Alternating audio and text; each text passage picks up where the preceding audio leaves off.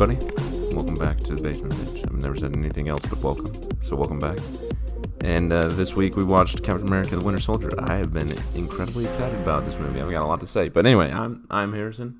And I'm Kelton. I'm Cade. And we will immediately just jump right into our spoiler wall like we always do. Throw up a minute there for us, Cade, while he's doing that. So the spoiler wall is just our spoiler-free reactions about the movie, where we get a minute to share what we think, and then recommend or not recommend the movie at the end of the minute. So if you've never seen this movie and curious if you should listen to it, this is it. You won't be spoiled. So yeah, we'll throw up that minute and get started. Okay, so 1 minute, here we go. This is my number one movie in the whole MCU, and it is just so fun to enjoy. The acting in this movie is phenomenal. The story is incredibly unique. You get a really good action spy thriller. It's not just the typical like superhero good guy versus bad guy movie. You get a great spy thriller. Incredible character development. Great new characters that are introduced. And phenomenal music. I'm not sure if I mentioned the action already, but that's incredible. The cinematography is really good and fun to watch. The iconography is also incredibly good. The message is really important and incredibly timely, and it's just one that you can watch over and over again and learn from and decipher and learn more and more about. It's also great to just like turn off your brain and enjoy the chaotic action for a second, and just the way that the actors and everyone making the film contributed to that action. The story is just so fun and unique, and like Captain America, just really his whole trilogy is, all of those movies are phenomenal, but this particular one is a great section of Captain America's story arc. So, conclusion, would I recommend this movie? Most definitely I would. Whether you are involved in the MCU or not, whether you've seen other movies or not, this is a movie that you can just enjoy on your own because it stands on its own so well. And it's just a movie that deserves so much appreciation. Great movie. All right, my turn. 1 minute. So I absolutely love this movie. Like, I was looking forward to watching this movie since we started the whole MCU. And as much as I love this movie, I've only seen it once before, but I totally enjoyed it the second time. I had forgotten some things that happened in it, but this is a great movie where I feel like it has a good pace. It doesn't feel too fast or too slow. It has great development, kind of like Harrison mentioned. But I feel like this movie does a really good job at giving you just enough information to get by. This movie has tons and tons of twists, things that you have no idea is coming, and it just keeps you sucked in the entire time. I feel like if you have yet to watch this movie, that is a must. And this is the Kelton guarantee. You will enjoy this movie because it is that good. I personally believe like it'll exceed your expectations because it's such a good movie. If you like any kind of action, you will love this, hands down. Kelton guarantee. I don't think I've ever heard that before. That's a new one.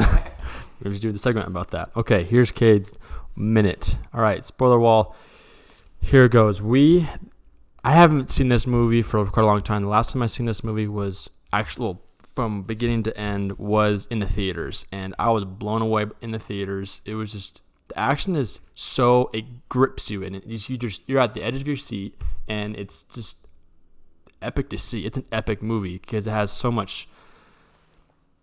There's twists and turns. The story it's a great story when you're watching it the first time because you see things change so dramatically here and there, and it keeps you just on edge and keeps you guessing.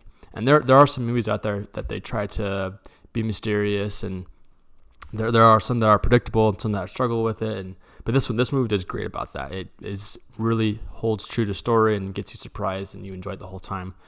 With the rating of PG-13, this leans more toward the violence, of course, with all the action and adventure, but this is a pretty good movie for families. Well, Thank you, everybody, for listening to our spoiler wall. Hopefully, if you haven't seen this movie, you can go now enjoy it as much as we did. And after you watch it and enjoy it, come back and listen to the regular scheduled program. For everybody else who's just listening all the way straight through, we're just going to blaze through some announcements here super quick. The first one, especially prevalent today, we would love and greatly appreciate if you could back us on Kickstarter, as you're seeing today, and the delay of this podcast. We got some great technical difficulties that we would appreciate being to improve upon with better equipment. But we really appreciate you listening. If you would be so inclined, we'd appreciate it if you back us on Kickstarter. You can search us, just the Basement Binge on Kickstarter, or the link is always in the show notes for you to check out. But yeah, thanks. And as well, we also are still striving to hit our goal with 1,000 downloads by the end of the year. And I know something about. Oh, go ahead. yeah, and I know we've been kind of updating you on numbers in terms of downloads and everything, but it looks like we are on pace to reach that, but we can't take it for granted, guys. We need your help every single week. And if you enjoy the podcast, share it with anybody you know. Like, seriously, I feel when I'm the kind of person, when I really enjoy something, I gotta tell someone about it. Like, dude, did you see this video or watch this movie? Anything it is that I enjoy, I gotta share it with someone, because I think that's how I really connect with people, is just talking about things I'm passionate about or things that I love. So if you guys enjoy the podcast, please share it with someone so they can enjoy it too, and then we could all just have a great time talking about movies and this sweet podcast. So hook us up, guys. Yeah, and in all honesty, if there's only one thing you can do between back us on Kickstarter or share the podcast, I would prefer that you share the podcast. That would be phenomenal if you could share it with your friends. That would be great. Even just like a shout out on Instagram, like just put something on your story. Just, hey guys, go check out this sweet podcast. Had a ton of fun listening to it. Or tweet at us, whatever it is. Any way of help or any way you can help us would be greatly appreciated. Another announcement that we have is that Cade and I are both involved in a podcast that's coming out over on the Contra Zoom pod. Thank you, Dakota, for involving us in that. It's going to be called the Best of the Decade podcast. We're just talking about all the films that came out in the last decade. It's going to be quite the event that he's putting together. Little spoiler, this film that we're watching today has made my list for the Best of the Decade, so you'll get a little pre-thought into what I'm saying about why it deserves that position in the Best of the Decade. But thanks, Dakota, for involving us. We'll have his show listed in the notes as well, so you can go subscribe there, the Contra Zoom pod. That I'm excited for. Thanks for involving us. So we'll jump in here, do a little show breakdown here for you as always. Full disclosure, all the spoilers are coming out here. And we'll jump first into our 2 cents, which is where we review, where we get our 2 minutes to give our knee-jerk reactions to the film and what we think about it and why. You get 2 minutes of uninterrupted time. Then moving on to pick our poison and MCU ranking, where we just decide if we would buy it. Then on to pick your poison and our MCU ranking. Follow that up with binge points, which is just like the fun details and Easter eggs we noticed. Then leasts and likes, which is exactly what it sounds like. And then fall in, which is where we discuss the themes and messages and have some pretty great conversation. It's pretty amazing. So we'll jump into it here first with my 2 cents. Throw up 2 minutes there for me, Cade, and we'll get going. So, wow, this film is incredible. I have a lot to say about it. I already mentioned that the music's amazing. I just got to say that because I love it. But I'm blown away by this film every single time. Man, there's a lot to talk about. You just really, really get a timely movie in our world of constant and ever-changing right and wrong, and are trying to progress away from less wrong in our world. This movie and film has a lot to say about what's worth giving up in trying to achieve that less wrong. It's a perfect story for Captain America, the man of justice. It fits him perfectly. But on top of that, it's just a great action movie. It's such a good spy thriller with great action, particularly that bridge scene with Captain America and the Winter Soldier, because typically in MCU movies, a lot of it, you just have the actor fighting against a tennis ball in a blue screen. That later they're just composed next to the other character, unless they're fighting each other. And it's rare that happens, and they do it to avoid spoilers and whatever. But you just see two actors, stunt doubles, combination of the two, just going to town on a bridge, and it just makes for some incredible and amazing action just to watch. And it's just really, really incredibly impressive. And so it's amazing because you have the Russos coming in, and they're like, all right, we're going to blow everybody's mind with our first MCU movie and first movie in general. They're like, all right, we got some great action. We're going to blow your socks off with this incredible action. While you're looking for your socks, trying to pick those up, we're going to blow your underpants off with the great emotional grip and complexity that it gives to Captain America. And while we're trying to find your underpants, we're going to blow your mind with the great message we have to say about what's right and wrong in the world and Captain America's stance on it. And it's just phenomenal. We got great music to help us out too, and it just really it blows my mind every time, because you take Captain America and this great period piece he's in, and then you drop him in New York City, and there's a lightning god and a tin man who flies around and a giant green rage monster, and then two spies, and you got Steve Rogers leading the way against this army from space. And it's like, where do you go from there with both the character and the premise of his movies and development? And you just go from something so big to so small with this film. But it feels gigantic just by the way it's done and the emotional complexity and struggle that it gives to Captain America and the great character arc that it gives him. It's just amazing to enjoy every time. Is it obvious this is my favorite? I love this movie. All right, Colin. All right. Shoot. Okay, so I think this movie, amen to what Harrison said. Holy freaking cow. That's a great way to describe it, because that's how this movie feels. Like, you're just bombarded with greatness. And you're like, holy cow, what the heck is going on? But I think this movie impacted you in such a huge way, but using small means of doing it. Because, like Harrison mentioned, Avengers, there's space, aliens and giant, war in New York City. But this one, there's obviously, the giant, battle thing at the end with the helicarriers. But throughout the majority of the movie, it's just this classic spy, one-on-one, hand-to-hand combat. Nothing, insane, oh, my gosh, some crazy, powerful weapon. But it's just people going to town, being spies, infiltration. And it's just really, really cool. And I love how this movie made you feel a lot of different emotions. It hits you in different things. But if I had to narrow it down to one thing why I love this movie so much, is because they took a lot of very big moral and moral issues or even ethical issues of problems we have in our world today, and they made a movie about it. Man, it's so good. Just what is right, and then what you're willing to do for your friends, and I just think it's incredible as we get to watch it all play out just in a great movie with people we love from the previous MCU movies, and it just gives us perspective we don't really can live out, I guess, in our daily lives or anything. But it was just so much fun to watch, and pretty much every other scene I'm just oh my gosh, my jaw's just on the floor because it's such a great movie. I love this so much, and I don't want to get too deep, but It's been a while since you watched it, right? Yeah, it was probably since I remember watching the movie theater arcade, and I really think I've seen snippets, but I really think that was this is the second time I've watched it all the way through. So when did that come out? 2014. So Whoa, okay. 5+ years. And Whoa. it was seriously I felt like I was watching it all over. I remembered certain scenes, but some of the surprises were oh yeah, that happened. That was so good. So, oh man, so enjoyable. I love today's movie, guys. Dude, you got 3 minutes. That was unfair. I know. All right, Cade, your turn. You only get half a minute. Okay, whatever. All right, so this movie, I feel like this movie overall is overshadowed by the whole MCU. Of the MCU in general. The thing is, you look at the MCU and person from watching all of the movies and seeing and knowing the ending of all of the Infinity Saga, Captain America, Winter Soldier, it kind of falls through the cracks a little bit as far as the main story, because the main story, does that make sense? And so I feel like a lot of people don't remember this movie, even though how freaking awesome this movie is.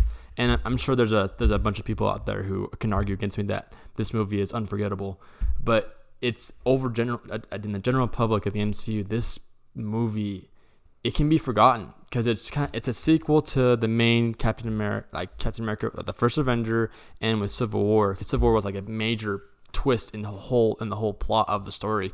But this Winter Soldier movie is just, man, it just needs more love, honestly. And then and whenever someone sees it, I feel like after anybody sees this movie, they never really have anything bad to say, and it's just like what Harrison and Kelton said. The action is just it's quality stuff. The action reminds me of Jason Bourne, reminds me of Jack Reacher, reminds me of all those great, awesome movies that I've seen where this action is real time. You love to watch it, and I think this is a timeless movie as far as action, as far as plot twists, as far as just this emotional, up and down ladder that you're put through. And I think one thing that someone needs to be given some sort of award for this certain movie. I don't know if anybody was nominated for it. I'll have to look that up. But I will say this is, according to our rankings too, this is probably one of the best movies that the MCU has ever come out with. Because it's solid all around. There's not a lot of weaknesses in the movie. Yeah, that's true. And that's my 2 cents. Wow, that is such a fun movie to talk about. Man, such a good time. So we'll move into the next section here. Going to pick your poison and what was it, rankings? Yeah, MCU rankings. All right. Pick your poison and rankings. Here we talk about, should we buy this movie? Should we rent this movie? Or should we just never see it again? I was thinking as well that we could add streaming as another one, as like another ranking. I mean, if that's okay with you guys. I just thought that we could have our typical three, never watch again, which is obvious, rent and buy, but then, like I said, add in their streaming. So if it's on a streaming service, I would watch it. And I'm not sure if that's between rent and buy, like above rent, or between never watch again and rent below it. I think it could replace it. Yeah, I'd say below rent because it's something like I'm happens to paying pop. monthly for Netflix or whatever. Like if I don't have anything else to watch, I'll go watch it. Yeah, I agree. Renting is like you're actually going out of your way to spend money to watch the movie. Yeah. Okay, so I'm already paying monthly for Netflix or whatever, and if I don't have anything else to watch and it's on there, I'll go give it a watch. Okay, all right, makes sense. Okay. All right. Well, no, we'll add that. So it'd be, buy the movie, it'd be renting the movie or streaming service. Sorry, buying the movie, streaming it. Buy, rent. No, okay. Never watch again. Stream, rent, buy. Okay. So there's 4 categories to be clear, and then after that we'll talk about our rankings before we watch the movie, and we'll kind of discuss what we do after. For me, pick my poison. I say this movie has to be above streaming it because it's a movie that it means a lot to me because it's just when it comes to like big events, things that I loved of the MCU over the years of me watching it and then coming out in theaters, this movie comes to mind. Like I remember walking out of the theater and just being blown away and just being so hyped about it and being a huge fan of Captain America. But also, you can't rely on that streaming service. I feel like that's for this movie. You got to buy it. In my case, and in the rankings, I have it in Phase 2 at number 2, just below Guardians of the Galaxy, that's our next movie, which we'll be watching after this. But this movie is just it's just good all around. Like I mentioned before, I've repeated myself over and over, but I'm being serious about it. This is a buy, absolutely. All right. For me, pick my poison. Keep it simple. Freaking buy the dang movie. Like, I was thinking about it. If I had to pay $5 every single time I wanted to watch this movie, I would do it every single time. Because it's that good, and I know I would enjoy it. Like, the amount of enjoyment I just went through for watching this movie, it was totally worth, like, $20. So, there's that. So, I would definitely buy this. And then for my MCU ranking, before just ranking them all, I had this coming in at number 6. I know this is gonna go up, hands down. It's gonna be top. High, It is, and it's hard because I look at the other movies that are probably gonna have to go down, but I can't say like it's gonna stay there. It has to go up. It has to because it's so good. And like I said, it's been like 5.5 years since I watched this last. So now that it's fresh in my mind, I know it's probably top 4, top 3 maybe. So yeah, I forgot to mention that my rankings for all time before was at number 3 for this movie. So I'm right there with Kelton there. All right, so obviously I would definitely buy this movie. I mean, I already do own it in multiple formats. It was also the first MCU movie that I chose to buy. I mean, like my family had owned some, but the one that I bought on my own, this was the first one. But I also agree with what Kate said, that it really kind of is a forgotten movie in the general public of the MCU. And like, at least in my impression of it, like people online that talk about the movie and fans of the MCU, like on Quora or Reddit, they really love this movie. But I feel like it just in general conversations, it's kind of forgotten because I feel like most of the impact in this movie has no lasting value. I mean, what it does to Captain America and his growth, but also the introduction of Falcon and the character development of Black Widow and Natasha, like that definitely stays. But the impact it has on S.H.I.E.L.D., it doesn't have lasting weight. Like it doesn't really seem like it has a lasting impact. So maybe that's why it's sort of forgotten. But I mean, personally, I definitely buy it. I mean, I've already rewatched it many times this year alone, so it'd be a waste of money if I was not buying it. As far as my ranking goes, it is my number 1 of all time in the MCU, and also number 1 in Phase 2. Definitely solidified itself there on the list, but I don't want to sound too confident because there's a lot of great films coming out that I have not watched as frequently as this one. So that could change. We'll see what happens. But it's definitely solidified itself up at the top. All right, and that wraps up our rankings and pick our poison. That leads us into the next segment, which is binge points. These can be little Easter eggs or just things we really liked or loved when we were watching the movie. Maybe some special things that maybe a lot of us didn't notice or anything like that. So I'll start us off with something that I don't know if many would consider this a binge point, but I love how Steve Rogers went back and he had his moment where he went to that Captain America museum and watched like his story, and he looked at Bucky's story and Peggy, and like he even visited Peggy in the hospital, which holy cow, that was so sad again. The line when he says, he's like, what is it? He says, you're the best like girl or something. Like you still owe me a dance or something. And it's just like, oh man, like I'm gonna cry real quick. It's so sad. I think, spoiler. Oh, I can't spoil that. Like that's way too far ahead of us right now. But man, that is so sad. The whole story with Captain America and Peggy. Wow, if you like don't cry at that part, there's something wrong with you, because man, that really just tugs at the heartstrings. But I just love how just Steve Rogers, we get to see him trying to transition into the new world after being asleep for decades, in the ice. And he comes out and everything's different, and he still is kind of caught up in what he was doing at the time and just those stories that happen and stuff. So definitely binge point for me. Really, this movie's full of so many great Easter eggs, and like one of the first ones I want to point out is I love how Captain America has both a stealth suit and a stealth shield that are both like blacked out and really dark. But when he wants to jog Bucky's memory, he goes and puts on like his original suit, and it just looks so sick when he does. But his stealth suit is sweet. And sorry to interrupt, but I thought about that when we first watched it, when he goes onto the carrier or that ship, and I'm like, whoa, his suit is like super like grayish black. I was like, whoa, I wonder if it's like different. Shield is like grayed out. Yeah, and I didn't even like connect it where like that's a stealth suit, where he like for night missions and stuff. Yeah. Because we see him like wear a different suit later on, and it's like a lot more vibrant and colorful and stuff. But wow, that is so freaking cool. I have a different suit for night missions. Another scene that's just like full of Easter eggs is Sitwell, the bald guy that they throw off the building. When they like capture him, he's just spouting out information about Zola's algorithm. He just says a bunch of names, and he's like Tony Stark, Stephen Strange, and then he says a man. And I'm cheating here. I'm just looking it up online. But he's like a man in Iowa City, and a man stuck in Cairo, Egypt. And I'm not 100% sure, but I'm pretty sure that's Moon Knight. It goes back that far to this movie. Yeah. So Holy freak. Which he's a cool character, Mark Spector. But, I mean, there's like a ton of them that just went over my head that I have no idea about. Wait, who's the valedictorian in Iowa? And I'm not sure. I've only read one issue of it, but I think it's Moon Knight. He's such a cool character. He's coming to Disney Plus. I'm so excited about that. So he's kind of like Batman, but not. Yeah, I'm just so excited for this show.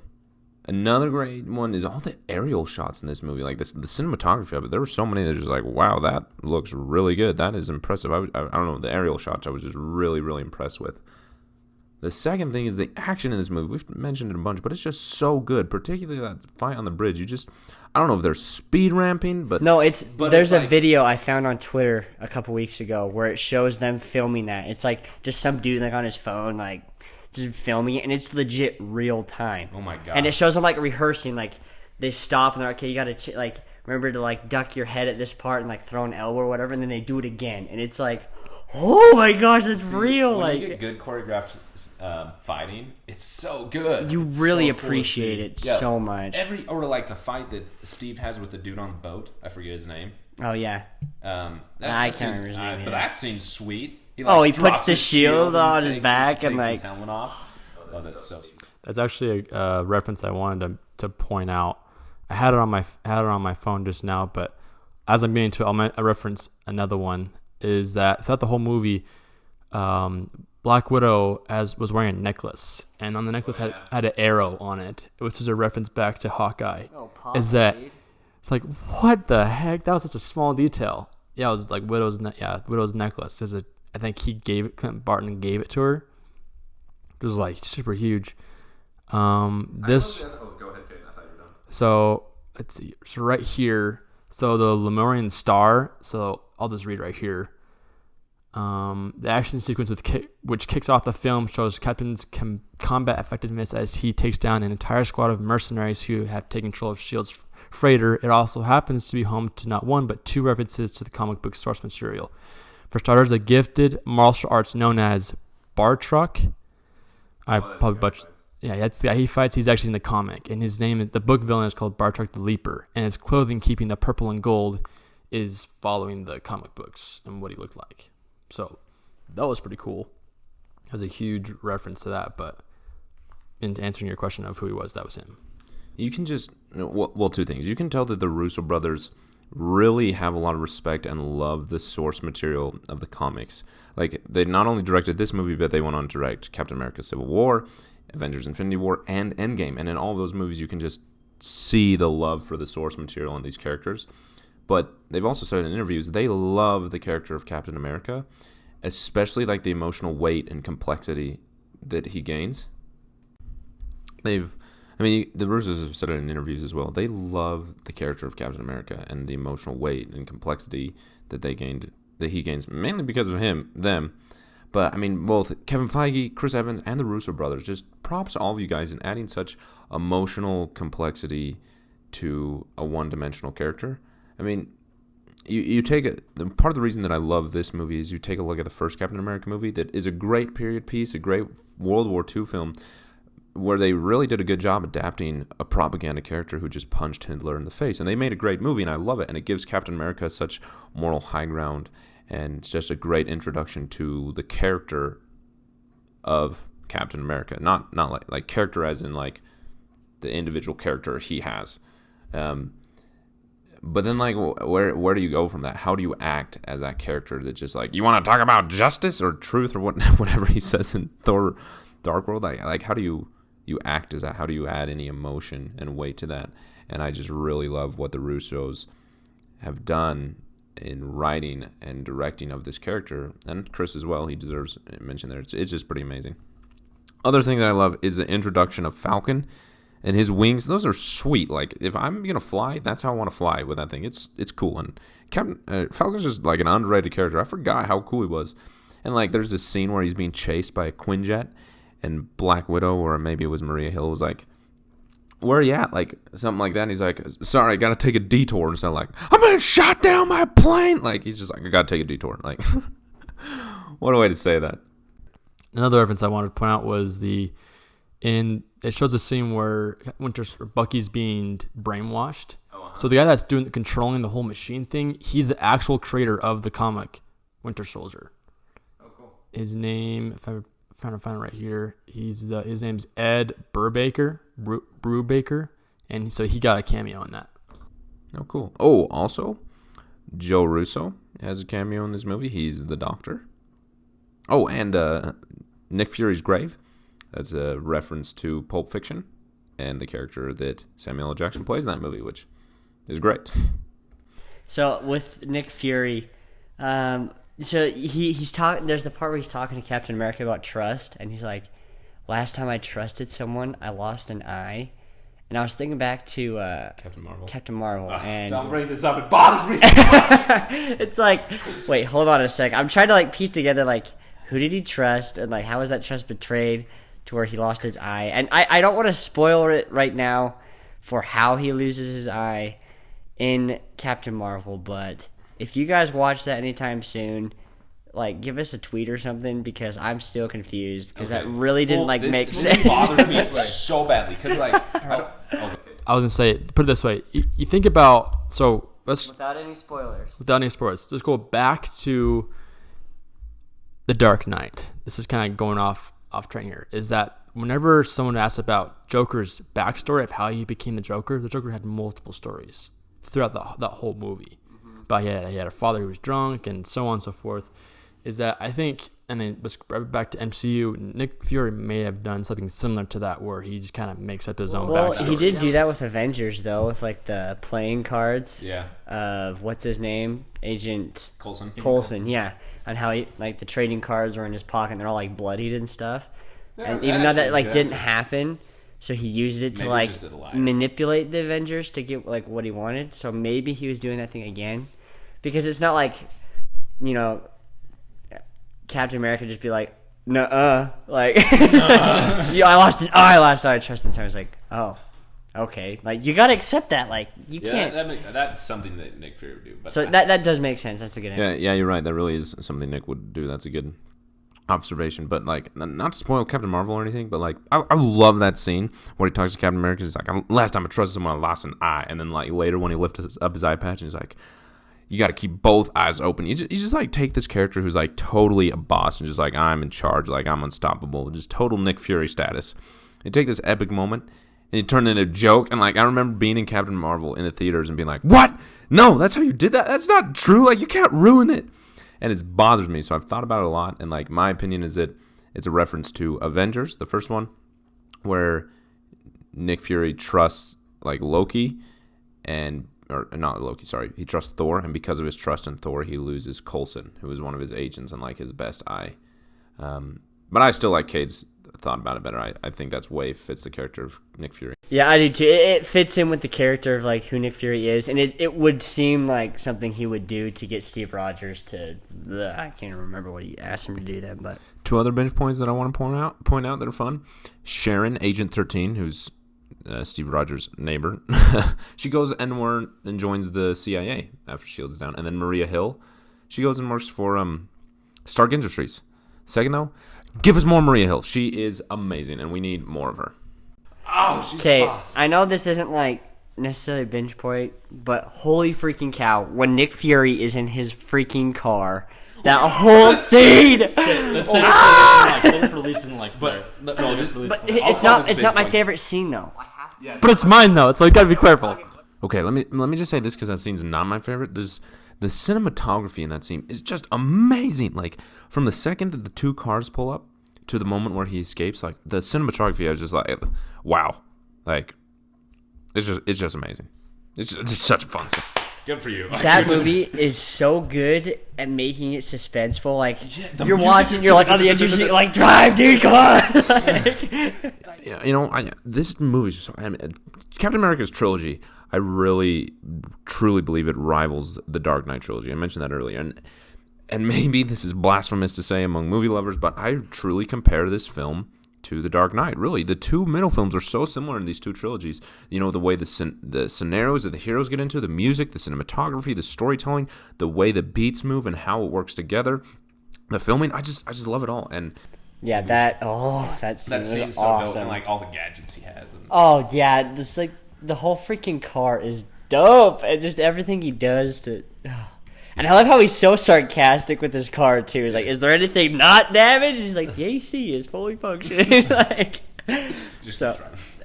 yeah, wow, what a great scene. So, do we have any other binge points before we dive into our next segment? I mean, we kind of half dived in, but Yeah, so we just move on. okay. So this is the start of our least and likes. This is the point where we talk about our least favorite scenes and also our favorite scenes and combinations of making comparisons and what the differences were, and just a fun little banter segment.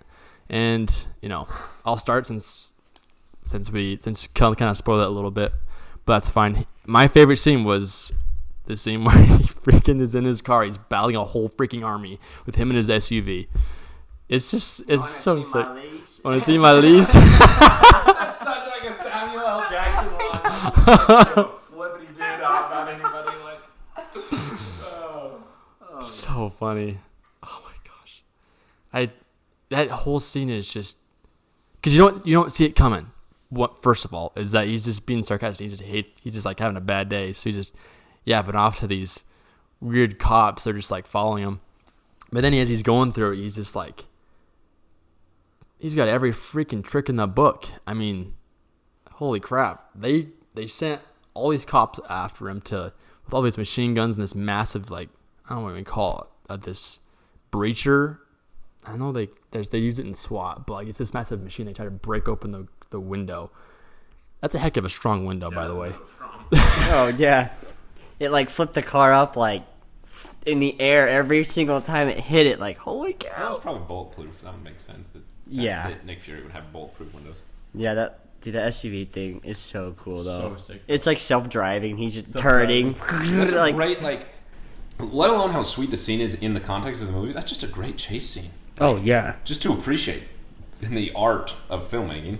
Loose turn. One thing I want to point out was that they kept that, even though they went crazy on Nick Fury's van or his SUV. But there's a point where when there's movies out there where it's this car chase, and there's a point they run into traffic, and they just somehow always seem to find a way out around it, where they turn right and the street's completely empty, or like they mount, like in the Dark Knight, they mount the curb and they avoid all of that. Not the curb. I mean, we all know that line, right? But in this one, he can't really avoid it, so he kind of just plows through the freaking Backing up and forward, just back and forth. So good, and I don't know. It's just a whole like Samuel Wait, Jackson are we doing scene. likes first? Our favorite scene first? Do we even have any leasts? I do. I actually do too. I don't remember it now. Go ahead. Okay. So because Kate started with favorite, I'll go into my favorite. Wow, there's so much I could choose, but honorable mentions go to the elevator scene. That was so sick. When Rod, like America just wrecks everybody in the elevator. But I gotta say, okay, this is so hard. I'm deciding between two, and they're both right at the end. They almost come right after another. Is when Bucky is pulling Captain America out of the lake. I have so much to say about that scene. Wow, that is so freaking sick. No words, just music, and seeing Bucky pull him out like unconscious Rogers. And it's almost like quiet music. Yeah. It's so contrasting. And like in the background, you see like the smoke and the fire, and Bucky's just kind of like taking in his surroundings and just like walks off. Like, for the sake of not being able to justify how I feel watching that scene, I'm just not going to even try. Just go watch it and you'll feel what I feel, because jeez, it's so good. But I really, really like the scene with Nick Fury when he burns his little shed. Like, I had to say that's probably my favorite scene. Because, takes off the eye patch in slow-mo, puts on his glasses, hood up, lights a match, and he's just chilling, watching his shed burn. And it just like totally, not only like It just so Samuel L. Jackson. Like, it perfectly combines the theme of the movie, Samuel L. Jackson, and Nick Fury. Just perfectly. It's like, all right, on top of that, let's add some slow-mo. Let's just make It it was as so- epic as possible. just And like- all right, add slow-mo. just like that's like the definition of dope. If you were to like Google search that, it's just gonna pull up that scene. Jackson's just chilling, watching his shed burn. I mean, come on. It's too good to be memed. Yeah, it's too good. It's too legendary. But I love that scene too. Just because we kind of, like Harrison said, it just kind of captures everything about Nick Fury and the movie, and just also of everything that just happened. What it signifies that S.H.I.E.L.D. is, and like Hydra are technically no longer like official. But that it's like an end of like a timeline, end of like a dynasty, to put it like that. But I just thought it was so freaking good. I loved those two final scenes. So those are my favorites. Okay, so I'll start with my least favorite, and it has less to do with what comes after this film because of it, and less to do with what happens in this film. Because I'm genuinely trying to remember what happens to S.H.I.E.L.D.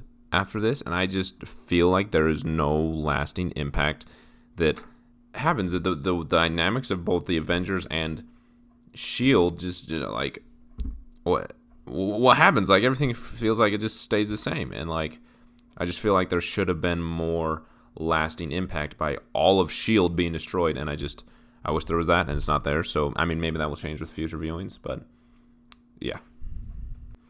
So on to my favorites here. Honorable mention, you already mentioned the elevator scene. So second honorable mention is that bridge scene that I keep bringing up. Like, from the moment that they're driving and the dude gets chucked out the window to the second that they escape, it's just like so captivating. Everything about it, from like the way that Winter Soldier, I mean, this isn't even my favorite. It's just an honorable mention. Sorry, hold up. Before you get into it, I just gotta remember that scene right in the beginning when he's on the ship and Harrison are watching, like, ready, watch this. And it shows Captain America kick this dude off the ship. It's just dead. It's so funny because the dude flies like 80 miles an hour. Perfect too. It's 80 miles an hour from like 1 foot. If like it's 1 foot of space, just boom, boom, boom. Boom. Like 15 feet away, just gone. And it was funny too because like Cap jumps on the ship and strangles this dude and probably just knocked him unconscious. But like, did you kill him? Like he was like, did he actually kill him? Like, no, just wait, this other guy's dead. Like I knew that scene was coming, and then it happened. I was like, that guy's dead. And it was so funny to watch I was because like, he totally obliterated this guy. I was just like, this guy, he's about to kick, he'll die. And then he kicked him, and we all just burst out laughing. So yeah, anyway, sorry to interrupt. No, that's Continue with what okay. you were saying. So My favorite scene is when Captain America helps Bucky when they're on the helicarrier and it's kind of crashing down. He helps Bucky get up from underneath the rubble, and then they start fighting. And it's just such an incredible scene because you have these two men who are at the end of their ropes, holding on for dear life, physically and mentally and emotionally, fighting everything to not fight each other while actually fighting each other. And then you have Captain America, Steve Rogers, make an incredibly selfless move to just let himself go and says to Bucky in an incredible way, I'm with you till the end of the line, for his friend. And it's just incredible. And later you have Bucky carrying Captain America up after it crashes. And Kellen, you said you didn't have words for it, and forgive my patriotism. No, actually don't, because it's a good thing. You have Bucky carrying Captain America through the mud with the American flag, the red, white, and blue, blood-stained, being worn by the only person who is willing to fight for his country and for those that he loves because it's the right thing to do, for not a single selfish reason, just because it's right. And he loves his friends, and he loves his country. For no political power, no power or recognition in general, just because it's right. quality stuff. It just Dang, dude. fills my I want to soul. like start saying the national anthem right now. Just like It's more America than a Michael Bay movie. Oh man, so good. As you guys could tell, this movie is great because we had a really hard time. Like I listen to you guys talk about your favorite scene. Like, right, that's my favorite scene. Yeah. So it's hard to decide a favorite scene because the whole movie's freaking good from start to finish. So, but for the sake of time, I think that puts us to our last segment, Our which favorite is one. our fall end.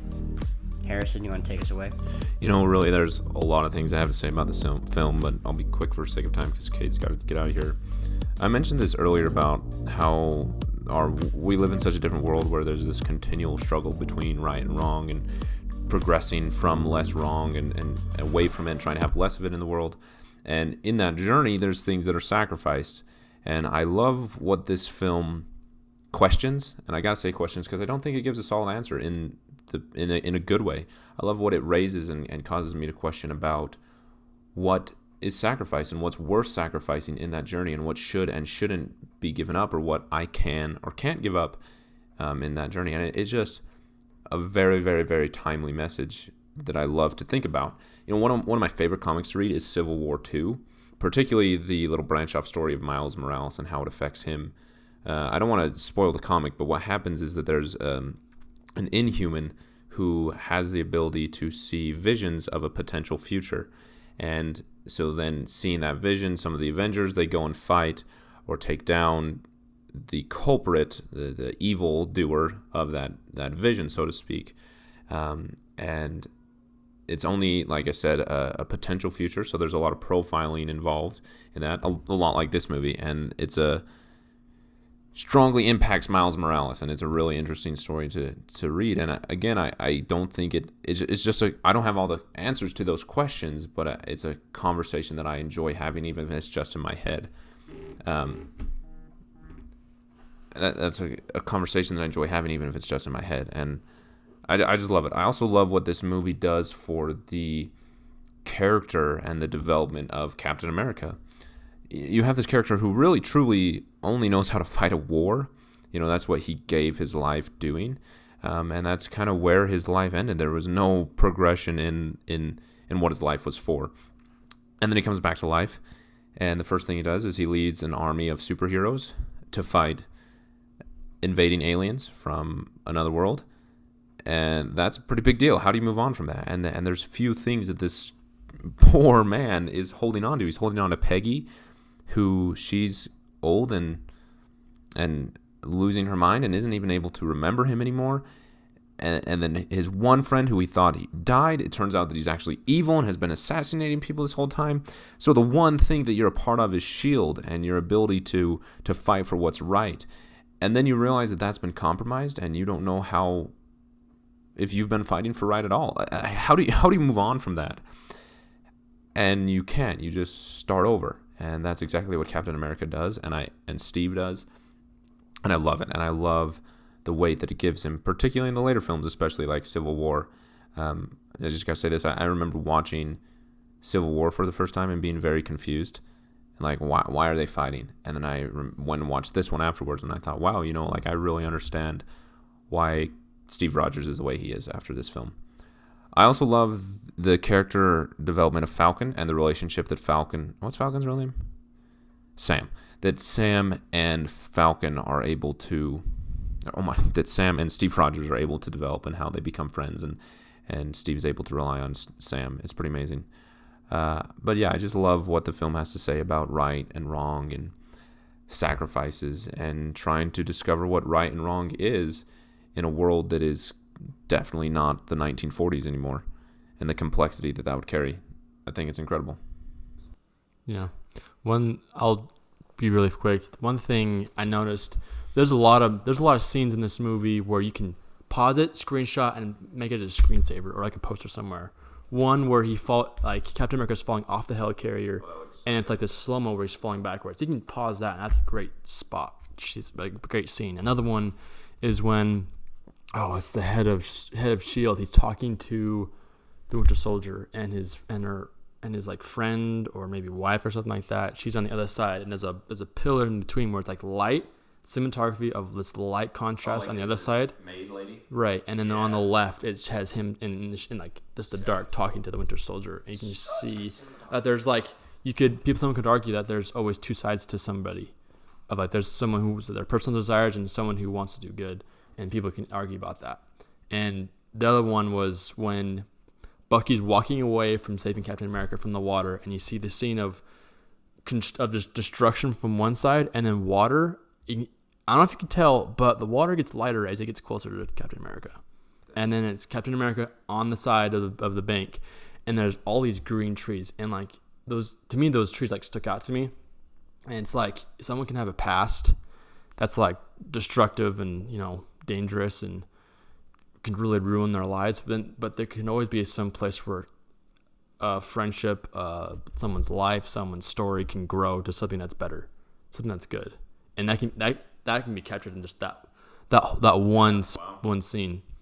And that was like probably the biggest thing I want to talk about in this segment, is that, and I think maybe that's one of the messages this movie tried to get across, is that someone can have a past, but people can change, and those who you really care about are going to be on the side where you can grow.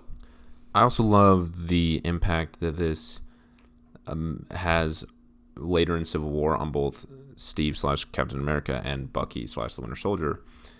I watched Civil War. It was on Netflix. I watched it before seeing the Winter Soldier, and then I was like, why are they fighting? Like, what's going on? And then I came back and watched this, and I was like, oh, now I understand why Steve Rogers did what he did. I understand both his stance towards Bucky as a friend, but also his stance on social structure and ideas. And I think it just starts a really profound conversation and arc for both Steve and Tony, but that's getting a little bit too into Civil War, and we haven't even watched that film yet. But really, I agree with what Cade said, especially about the Winter Soldier / Bucky, that you really could just pause that and frame that scene, and it would tell the whole story and message of this movie in a really profound and beautiful way. And I've never noticed that before, so good eye, Caden. I really agree with you there.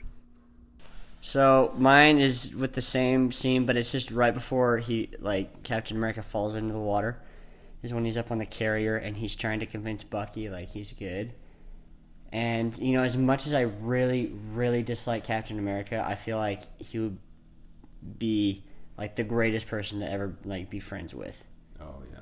Because here you have Bucky. Obviously, he's clouded. He's gone through this like crazy stuff, and he's trying to complete his mission. He's a killer, an assassin, and Captain America. He saved the world. He did his mission, and he's trying to save his friend. He's like, "I'm not going to fight you." He's like, "Your name is James Buchanan Barnes," and like, wow, that is what a great friend to have. Just the value of friendship and what it means to Captain America is incredible, because I see myself as like a loyal guy. Like, I'm willing to do a lot of things for my really close friends. Like, even if it's like doing some really hard things, I feel like I would make those sacrifices. But I feel like Captain America will be a greater friend than I ever will be able to, because he's such a good guy and he's willing to die for the sake of his loyalty to the friendship he has with Bucky. Even though it's technically not Bucky and he will die if he doesn't fight back, he will not dishonor that friendship. And I think that goes, without saying, it goes a long ways. And yeah, I mean, that's what we could all aspire to be like as a friend to everyone else, to be the very best friend they like. Yeah, I agree with you, especially with what Kate said and Bucky and how he's able to move towards green growth, if we want to continue with an analogy, but how that was only possible because of the interaction he had with such a good friend of Steve Rogers. And I think it has a lot to do with what came from the first Captain America film, when he was told not to just be a soldier but a good man. That line you pointed out, Kelton. And it really just the continuity that it gives to the character of Captain America is amazing.